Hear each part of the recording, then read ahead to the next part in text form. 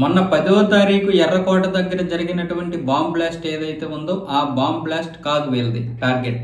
ఇంతకుముందు కూడా ఒక వీడియోలో చెప్పాను. వీళ్ళ టార్గెట్ ఏంటంటే 26/11 దాడులు ఉన్నాయి కదా, 2008లో ముంబైలో జరిగినటువంటి దాడులు.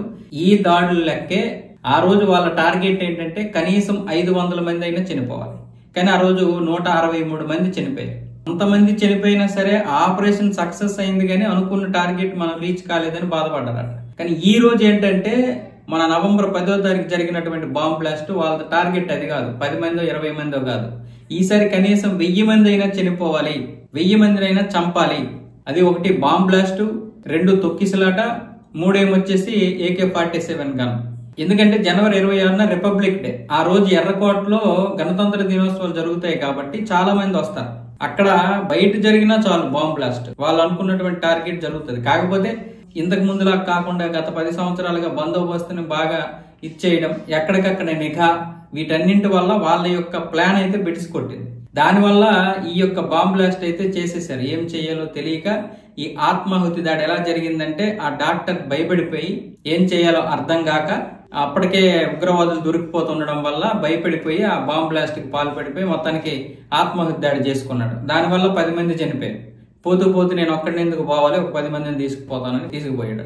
ఇప్పుడేమొచ్చేసి జైషే మహమ్మద్ చాలా ఫీల్ అయిపోతుంది. అసలు మా టార్గెట్ ఇది కాదు, కనీసం 1000 మంది అయినా చనిపోవాలన్న విధంగా జైషే మహమ్మద్ ప్లాన్ చేసినట్లుగా కొన్ని అంతర్జాతీయ మీడియా సంస్థలు కూడా చెప్తున్నాయి. ఇప్పటికే జైషే మహమ్మద్ ఏం చేస్తుంది, పురుషుల్లే కాకుండా మహిళలు కూడా ఉగ్రవాదులుగా నియమించుకుంటుంది.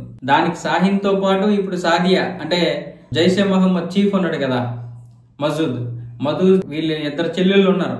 ఆ 2 చెల్లెళ్ళు ఒక భర్త చనిపోయాడు కదా మన ఆపరేషన్ సింధూర్లో.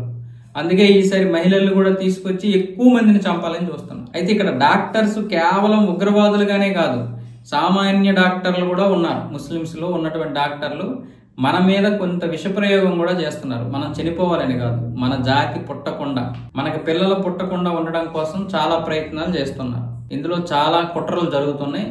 మరి బయటికి ఎక్కడికైనా వెళ్తే జాగ్రత్తగా ఉండండి. అందరు ముస్లిం డాక్టర్స్ నేను అన్నాను, కానీ ఎవరి మీద మనం నమ్మకం పెట్టుకునేటటువంటి పరిస్థితుల్లో లేము. ఇప్పుడు పరిస్థితి అలా ఉంది. ఎందుకంటే ముంబైలో మన ఇలాగే ఒక డాక్టర్ అయితే పిల్లలు పుట్టనివ్వకుండా చేస్తున్నాడని వార్తలు వచ్చాయి 2024లో.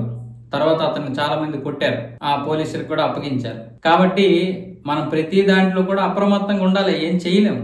ఇప్పుడు ముస్లిం డాక్టర్లు 100 మంది ఉన్నారు అనుకుందాం, అందులో 90 మంది మంచిగా ఉన్న 20 మంది వెధవ నా కొడుకులు ఉంటారు. వాళ్ళని మనం ఎలా గుర్తుపడతాం? గొప్ప చండాలంగా తయారైంది దేశం. గొప్ప అంటే గొప్ప చండాలంగా తయారవుతుంది దేశం.